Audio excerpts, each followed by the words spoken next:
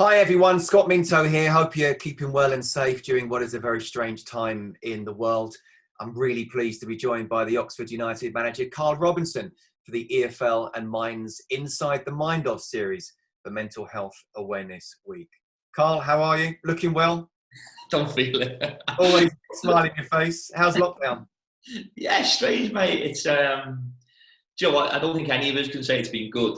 I think we hear so many interviews. And you think, oh yeah, we've been great. We've all had moments where it's been difficult, obviously, and I've got a 14-year-old daughter who not being able to see friends and not get back to normal life, and my wife and myself, but in ourselves, we're very lucky, we're healthy, and yeah, hopefully things will slowly now start to.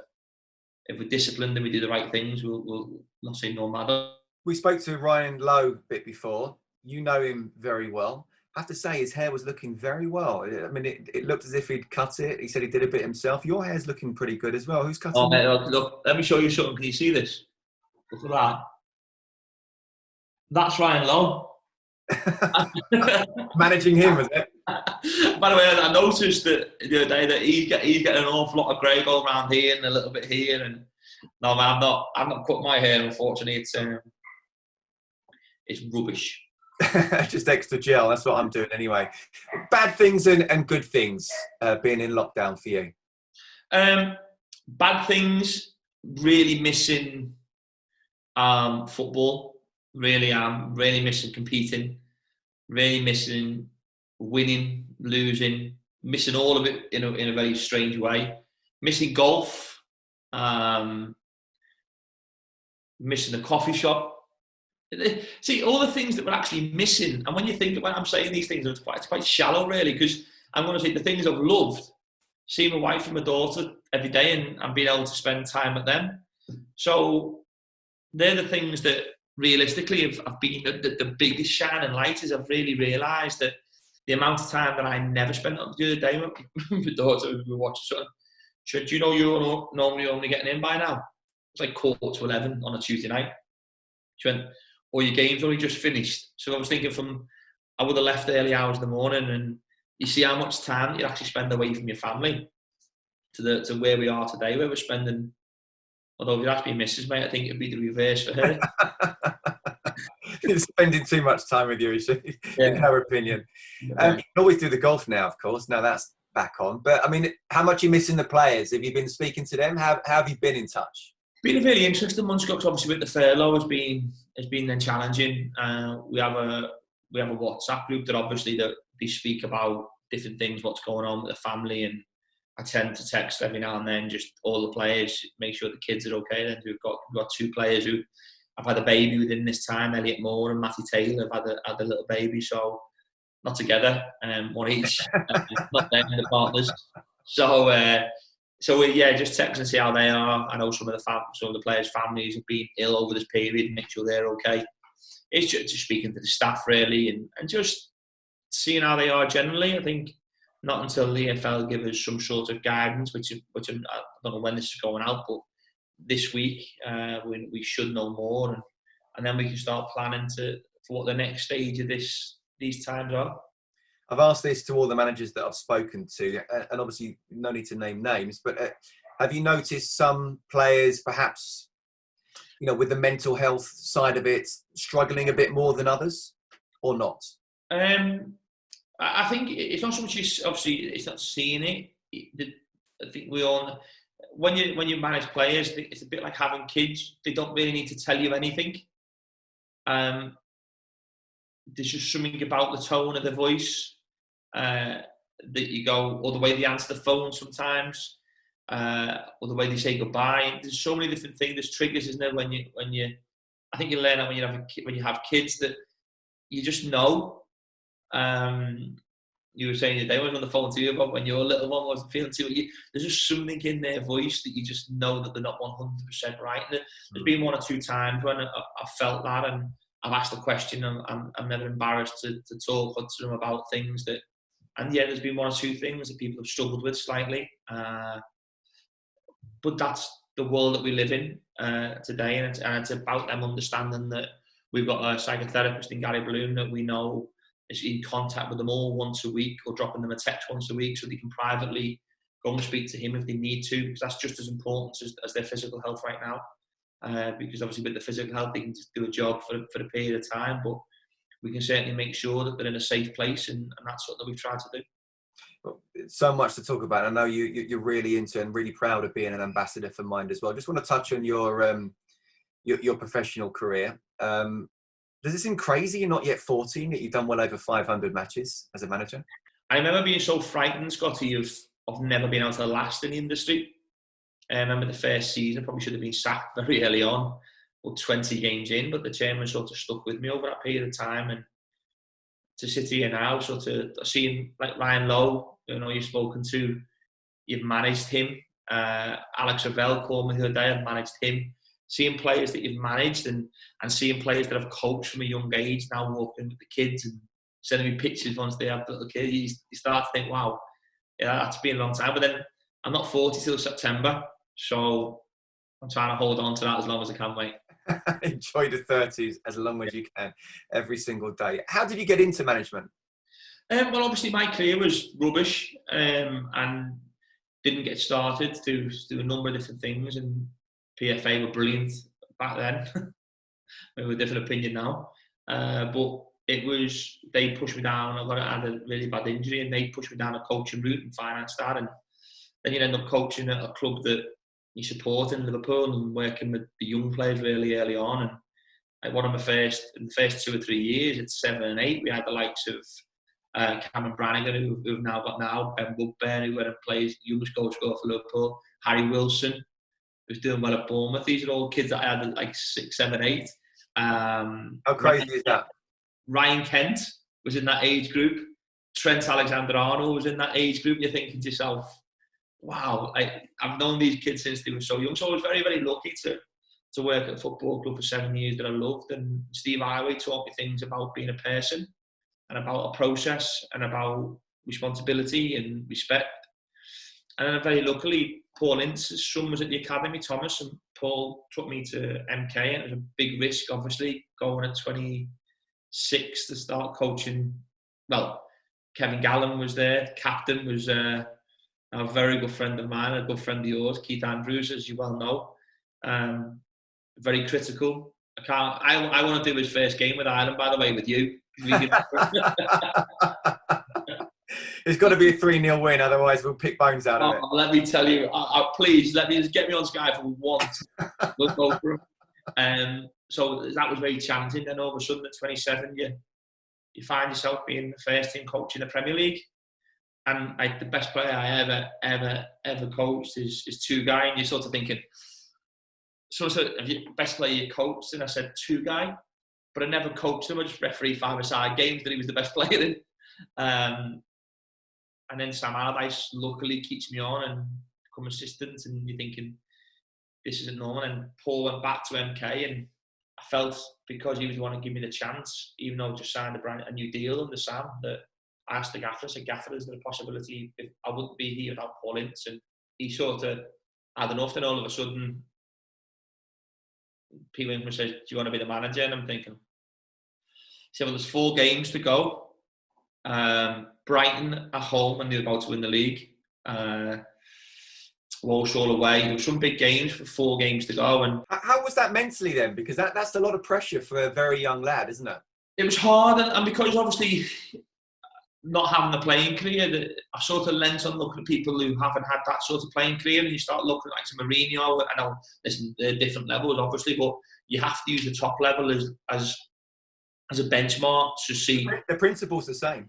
Yeah, and I thought, well, he did it and he got to a certain level, and Rafa Benitez and people like that, and Gerard Houllier, Arsene Wenger, they had small careers, but it wasn't of the level of like a Steve Bruce, who played at the top level for a long period of time. So you sort of start looking at their pathway and understanding that maybe we're just trying to be myself. And I'm being totally honest, Scott, I think the first few months of it, I wasn't me. I was trying to be a manager rather than being the manager. That makes sense. And you sort of decisions that you make, you may be overly aggressive in certain situations that you look back on with embarrassment today. And it was really, really difficult. And it was, I say this to everyone who starts out managing, just manage yourself for the first 3 months. and don't try and be as close to you as you possibly can be, because I think it's a really good way of staying stable.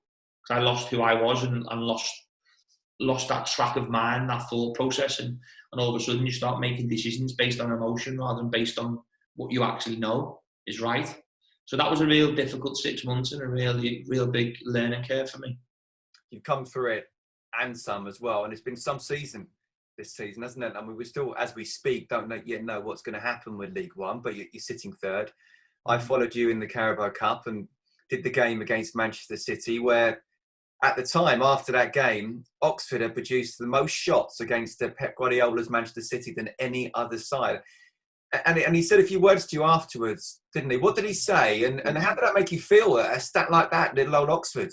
Yeah, it was, weirdly, we played them the year before, and we played really well that day. And I remember, we speaking about being yourself and humility and things like that. I remember being in the, as you go to the media room, it was like a corridor where nobody goes, and my wife and daughter came down from into the office, and Pep was walking to go and do his media, and he stopped and spoke to my daughter, and he said, "Who did you support?" She said, "Liverpool," and he said, "Oh, that can't be right." And he was just a real nice person to sort of talk to.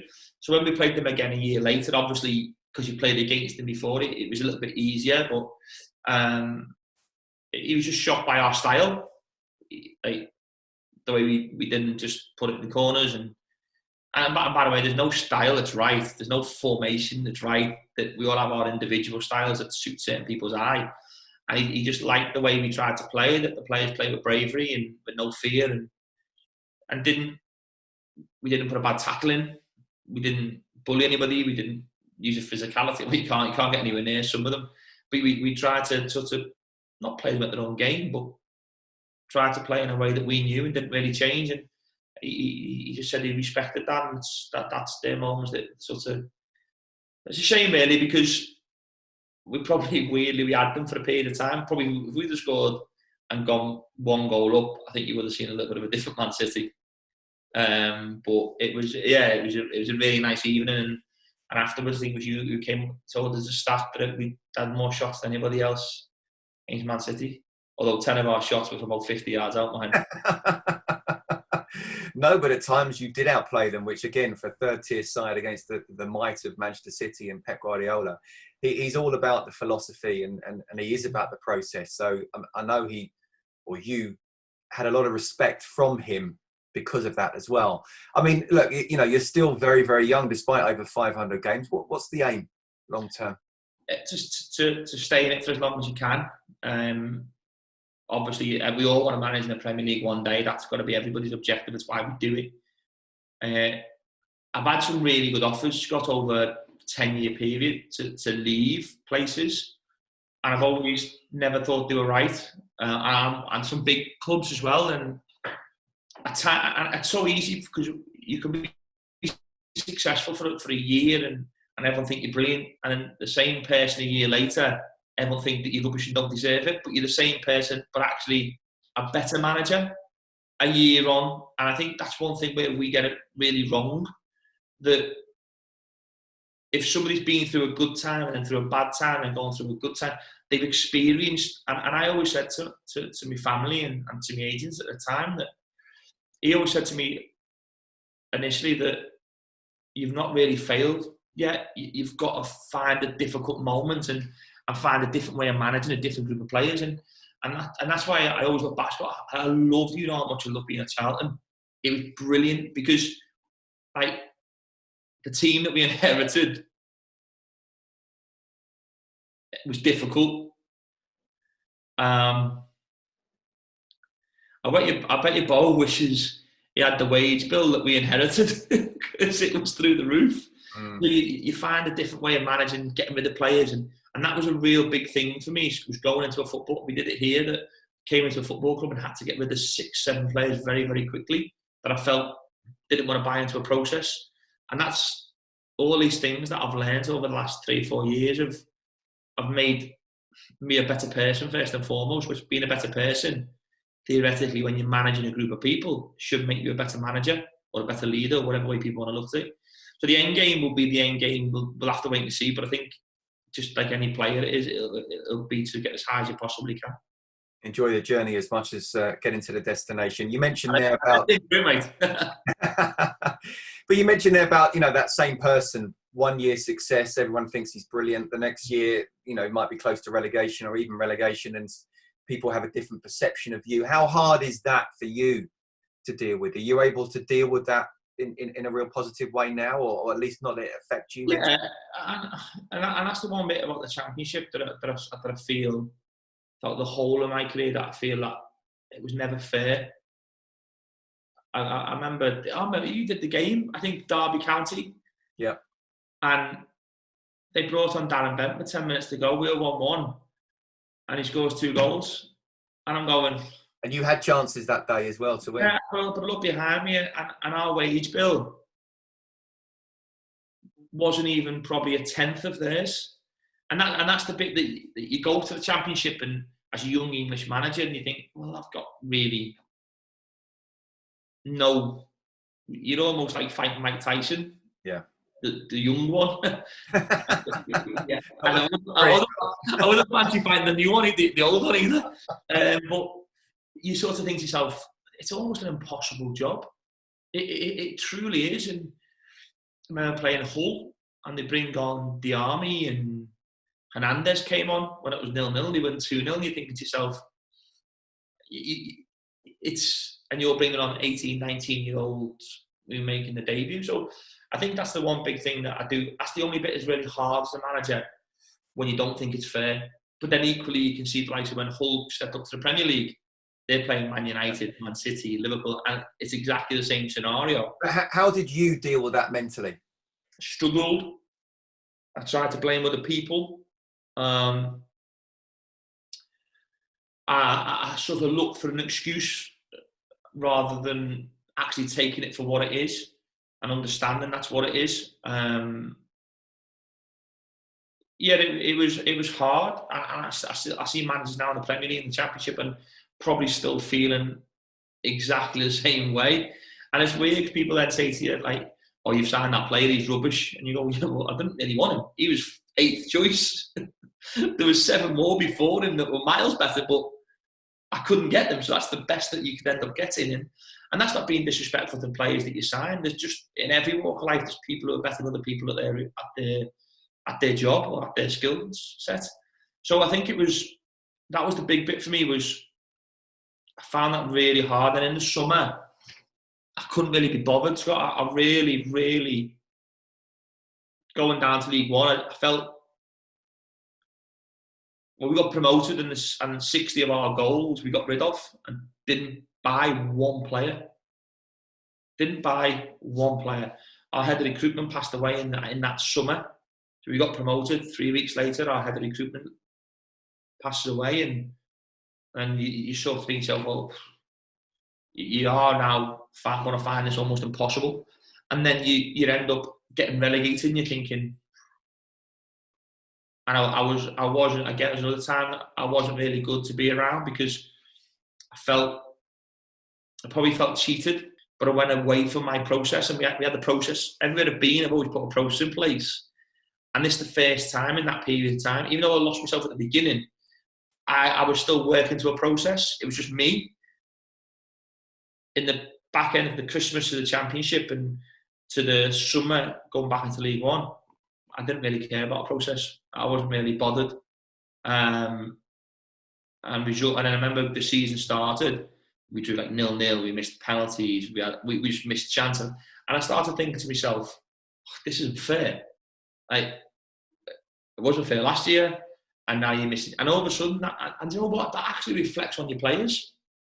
So they start using that everything's against us, and where at that particular time you sort of use that as an opportunity then to go, well, hang on, I need to do something about it. And that was the bit that even at Charlton, I know Chris Solly the other week said that if we'd have had a striker in that year, we would have just gone like that. Some of the football was fantastic, but we never used that as an excuse, even though you still get criticised externally for it. You take responsibility for your own situation and do the best that you possibly can. And that was the one time in my whole career that I've probably let myself down. Even though at the beginning I lost who I was, I probably let myself down and my football club down in that 6-month period, and it reflected in the results. And then ultimately, you end up fighting with the chairman. Let me tell you, mate, that's not a good piece. There's only one winner. Only one winner. How did you get yourself out of it? Getting out of the club.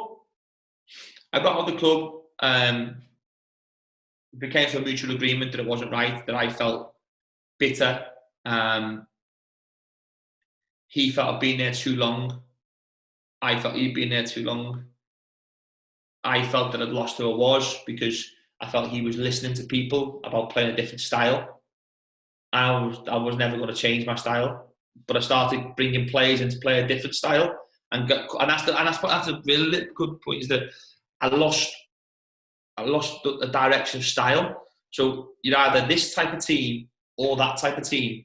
And when you try and find some players who can do that and some players who can do that, the conflict in the dressing room, then if your striker wants to chase a long ball and he's turning his back on a full-back who wants to play around the corner, and but you've done one side, you've played that one round the corner and the striker's turned his back and you've gone. Makes it look a bad pass. Yeah, and so you also have half your team playing two totally different styles. So when I had the first weekend off, I've not had a weekend off for 10 years. And I've been lucky, got since I left school, since I went to Liverpool at 20, probably the first weekends I've been without football. So I was really lucky. First weekend, I went and played golf. Loved golf, hated it. Saturday afternoon, and I'm thinking, and everyone I speak to on the golf course on Saturday afternoon doesn't have a club of football. They were because that's probably why they're on the golf course and not going to watch footy. And then the next week I thought, right, what I'm going to do, I've not had a bet for years. I'm going to go to the pub, and I'm going to watch all the footy come in, and we'll see where it goes. And I couldn't even do that. I was thinking, all my bets went the wrong way. The horses went the wrong way. So I thought, right, golf on a Saturday doesn't work. Sitting in a pub doesn't work. And the following week I went to Spain for 10 days. That didn't work. I was just missing the buzz, and that's where the phone call came. And I actually went and met the chairman, and I sort of changed. I sort of that reality of having a focus to change a football club was probably the best thing that ever happened to me. And that's always a place that I owe that place for a lot, because it got me back. I was fighting with a lot of people over the principles, and I stuck to my own like I used to. But respected everybody else's. And that's the first time I sort of found a way of wanting to carry on in the way that I left off. A lot of sort of questions that come to mind. We'll try and go down sort of one certain route. I mean, as I say, I know you're an ambassador for Mind. You know a lot about the mental health, and you've had a lot of things happen. Just explain how you got into the sort of mental health side of things and being an ambassador for Mind. My wife's uncle had schizophrenia and right the way through his life, and it's been something that's affected my wife for large parts of hers, as like seeing that firsthand. Sky Sports News thing there's on, mate. you got your little one coming in. I've got my phone going off just so Sky Sports News. So it was and then I sort of, when Andy King passed away, I remember I was in Lake Como, and I was going from, just being promoted. I was going on me and my wife were about 4 weeks away, and just going to just travel, just go anywhere. We went to Lyon and went through Mont Blanc and into Como and into Venice and all around Italy and south of France. And we were going to meet my daughter. We were going to fly with my mum to meet us. And he passed away. And I remember being in Venice, and I felt a room, Scott, just sort of do this to me. And I was like, what's that? And I was horrendous. I was the stress of the season, losing somebody that was so close to me, and not having the skill set or the bravery to talk to anybody about it. And I didn't tell my wife for a period of time. I was sort of questioning me as a person, and why did we do this? Why did we do that? And I found it hard. I remember coming back home after that holiday. Also, I went to the funeral, and then 3 weeks down the line, I was no better. I thought being home that's why I was being at work because King had passed away, and I was like, I didn't know what it was, and I remember thinking things, and my mind was taken over, and I had no coping mechanisms to sort of detach myself from that. Everything was getting worse, like a spiral. So I phoned the LMA, and they sent me to see somebody in London, and it was just amazing just to sit down and speak to somebody and talk to somebody about like my feelings, and then go, oh yeah, that's this. But with this, you would do that, and then all of a sudden you start finding coping mechanisms to cope with it, and after a period of time, these thoughts and these situations that you find yourself in. So weirdly, Scott, like when I was going into the time when I said it was the worst time of my career, in that blaming other people, because so I obviously wasn't in a stable place either because of that. So it's something that I always felt that I would never tell anybody about, because it was always like, and the first time I told you, about 2-3 years ago, you. I went, what do you mean you? And it's like, it's almost like a big lid just lifted off this other person to think that I'd had a bad time. Like, you think, I wasn't like, by the way, there's people who are so much worse, and I've only had that very small exposure to what it actually is.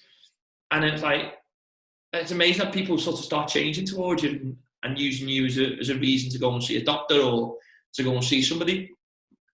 And so my wife sort of started with a friend of hers, a company called Body and Mind Reboot, and I'm working on wellness and mental health. And then she did it as MHFA England, which I'm now very, very proudly to be an ambassador of.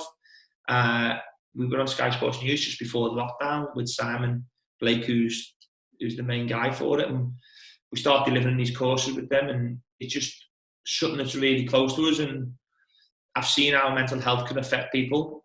I've seen how it can, equally by me just talking about it, the texts that I get and the messages that we get are totally different to being a rubbish manager or a good manager. It's about being a good person, and that people understand that we all go through these moments in our life that we do need somebody else to be there for us, and not every one of us gets through this unscathed, and we all have these peaks and troughs with our emotional state and our mental state. There's not an embarrassing place to be. The embarrassing thing to me is everybody else not understanding what that person's state of mind is. And this is why we've got to talk about it more. The more we speak about it, the more we make this normal and make this easy to speak about, the better we'll be as a nation and as sort of as a human being. So that's why it's a big driver in me, just to try and make sure people understand it.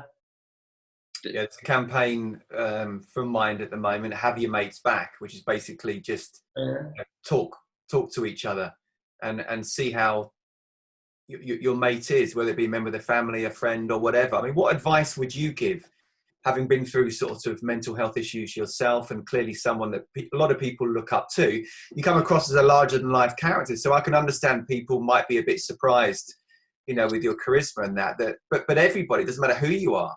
Yeah, and Karl was talking about Michael Jordan the other day and watching The Last Dance having mental health issues. Yeah, and this is, we can go to the top of our game now. Mental health doesn't choose you because you do a certain job. It is just something that may occur for at one particular stage in your life because of a situation that's arose, and there might be a chemical imbalance here, or a thought process here, or a victory here, or a defeat here, or a job loss here, or a promotion here, and the pressures of that and the negative impact of that. So it's not just because you are 6'2" and always happy and slightly overweight, or handsome and dark haired like yourself, Scott, and only 5'4". So it doesn't matter. It doesn't matter because of our physical. It's really weird, isn't it, mental health? Because it's not about the size of what you say. It's something in here that just you can actually sort out as well. And I watched Last Dance as well, and I've just watched the test as well with Justin Langer, and I've even just watched, I think I was telling you there, I just watched I Kiss God, I think it was Andy Irons, who was a surfer who suffered bipolar. And this was a 3-time world surfing champion that went all over the world and won championships, and looked like from afar he was surfing every best beach in the world. He was young. He was living his life, and no one knew what was actually going on about the bipolar and the suffering that he went through. So there's so many different people that actually are affected in so many different ways, and I just think people need to understand that. Just speak to somebody, if it's a doctor at first, if it's a friend at first. I was in a course not too long ago, and the last people generally that these people speak to is parents. And this is a big stigma that we've got to get over as well, because, yeah, and I'd probably be one of these as well. The last person you want to go and tell, if you're lucky to them still be alive, is your mum or dad that you're not in a good place, because you don't want to frighten them. And my mum and dad's generation is not of this generation who understands it. Does that make sense? I don't know if that makes sense or not. Yeah, of course, yeah. So it's about being able to understand that who can you go and see at what stage, and who is the best person for you. Well, the best person for you is the person that you feel comfortable speaking to. There's not one person that has the same answer to anybody else. So I just think it's so important that we just find a way of being free and accepting us. And like I say, that for not to be a gay footballer out there, there'll be somebody suffering and not being able to be themselves right now because they're fearful of the reaction or people's perception. And it's not right that people live in a fearful world. Well, they think they live in a fearful world. It's our job to make their world a better and a more comfortable place, to allow them to be who they need to be. And even in that last dance, you see Dennis Rodman, who's not frightened. He was at one stage, but then he's not frightened to be the person that he feels he needs to be. It's not right. It's not wrong. It's him, which makes it right. And these are the things that we've got to truly understand, that to be less judgmental. One thing about all of us, we know a bit about each other's private lives, and we speak away from football at times, and so we know a little bit, but you don't know anybody's backstory. And we live in a world that wants to criticise without even knowing that person's current situation or mindset. And I use the terminology of, you could be driving down the road and you might let somebody go and they don't say thank you and go, whoa, but you don't know where that person's just come from. You don't know where he's about to go. You don't know what's happened to his family yesterday or what he's going through in that particular moment, or the news he might have just had. But I've made a snapshot that person's rude and he should have said thank you. But none of us know anybody's backstory, so just be careful of how you judge people. And it's something that I was probably very critical of myself over. That now, before I judge anybody, hopefully I get to know them a little bit more, and I try to respect the situation, and hopefully that makes other people around me feel safer. Yeah, definitely. I know you're very proud to be an ambassador of Mind as well. How do you feel about it? Brilliant, mate. And I can say that I'm really lucky with the EFL doing an unbelievable job, and you know that with the connections you've got with Sky, that we've got amazing people involved, and we're just seeing now in the world that we live in and how Rick's coping with the difficult times that we're all dealing with. To have something like Mind associated with the EFL we're very, very fortunate to have two very powerful groups of people coming together. I think one thing we have to do, and we just spoke on before this, that we have to do more. I think now they've just gone for another 2 more years. We've been 2 years, and they've decided another 2 years, and hopefully we've done a lot of that background stuff now that has given us this ability to speak out more, and over the next 2 years be more vocal about it, and to make sure more people feel comfortable with who they need to be.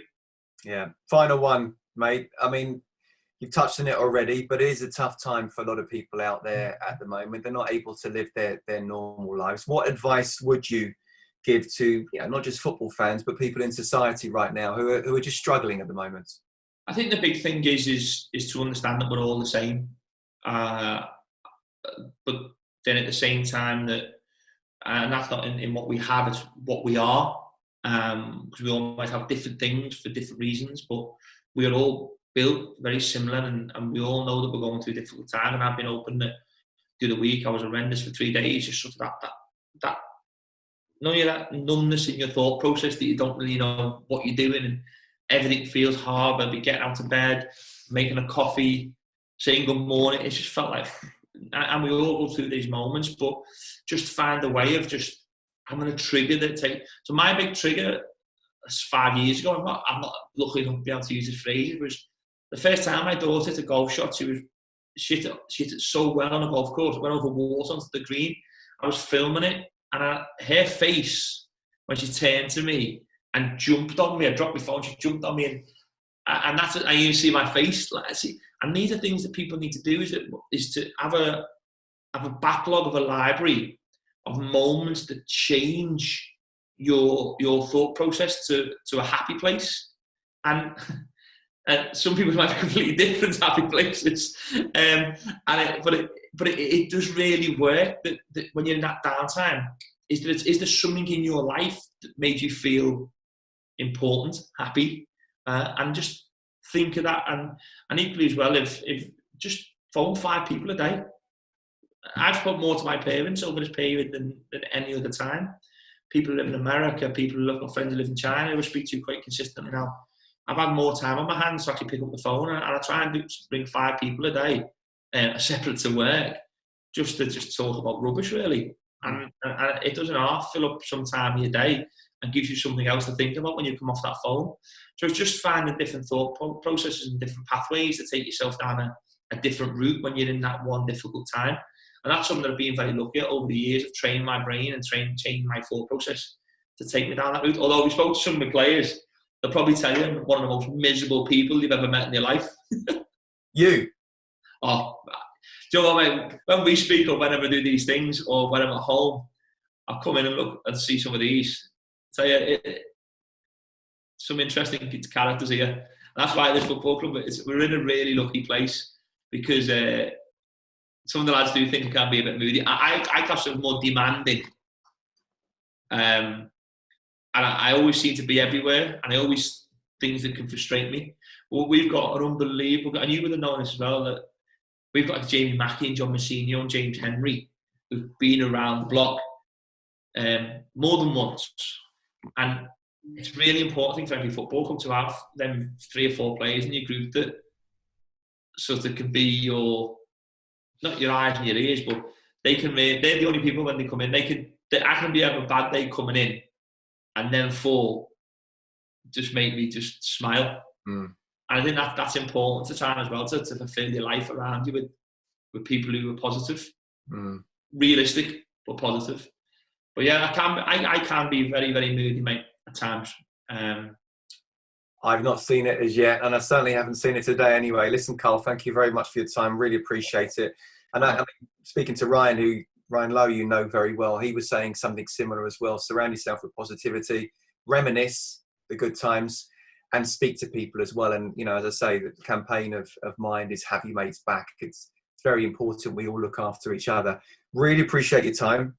Hope to see you back on the touchline soon, but we'll keep in touch anyway. And remember, if you need any further information or advice, visit mind.org.uk.